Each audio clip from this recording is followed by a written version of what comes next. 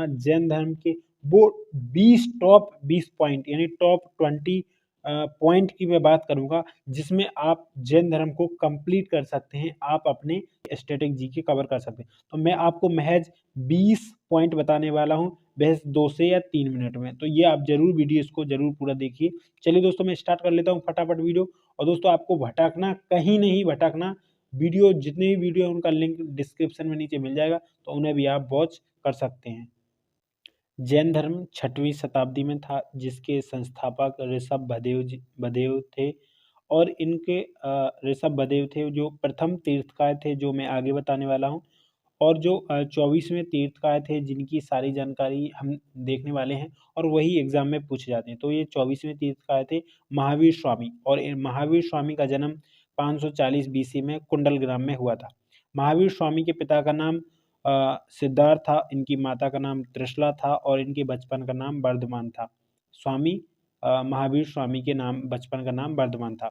और इनकी भाषा थी, जो जैन धर्म की प्रमुख भाषा थी, वो पाली भाषा थी।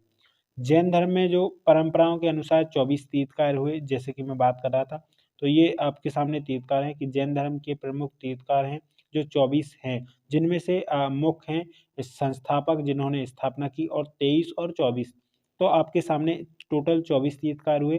जिसमें से प्रथम थे ऋषभदेव जिनका चिन्ह जो बोल सकते हैं षाढ़ था। 23वें तीर्थकार थे पार्श्वनाथ, उनका सर्प था। और 24वें महावीर स्वामी जिनकी हम सारी चर्चाएं करने वाले हैं, इनका सिंह था चिन्ह। आगे चलते हैं।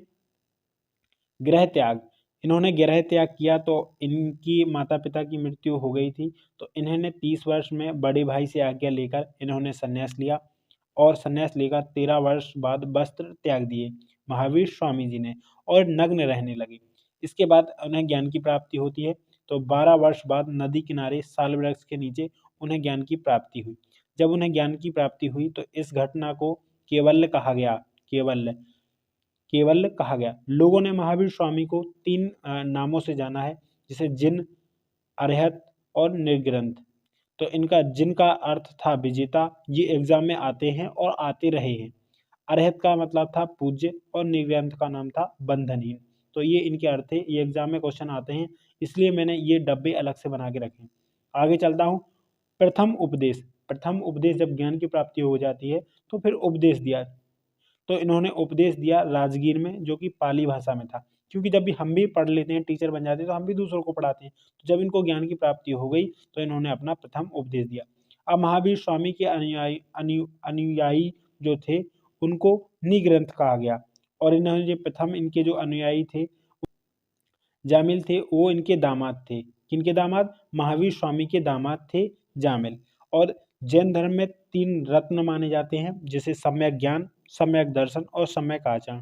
ये भी क्वेश्चन आपके एग्जाम में आते हैं कि आपको ऑप्शन दे देगा कि त्रिरत्न हैं, तो सम्यक ज्ञान, सम्यक दर्शन, सम्यक आचरण, और एक ऑप्शन और दे देगा, उसमें आपको अलग छांटना होगा, या तीनों को एक साथ दे देगा अलग अलग बनाकर कि इनमें से कौन 3 रत्न हैं। तो ये एग्जाम में क्वेश्चन आते हैं और आएंगे आगे, तो इसलिए आपको ये पॉइंट काफ़ी याद करने लायक हैं, तो आप इनको जरूर नोट डाउन कर लीजिए।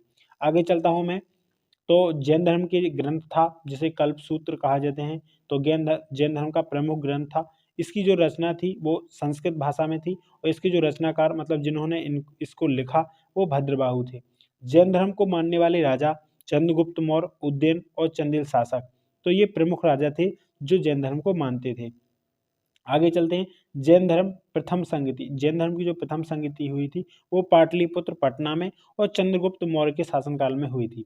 जैन धर्म के 2 समुदाय में विभाजित हुआ, जिसे 2 समुदाय मतलब 2 पार्टों में डिवाइड हुआ, जिसे दिगंबर जो कि नग्न रहने वाले थे, और श्वेतांबर जो कि श्वेत वस्त्र धारण करने वाले थे।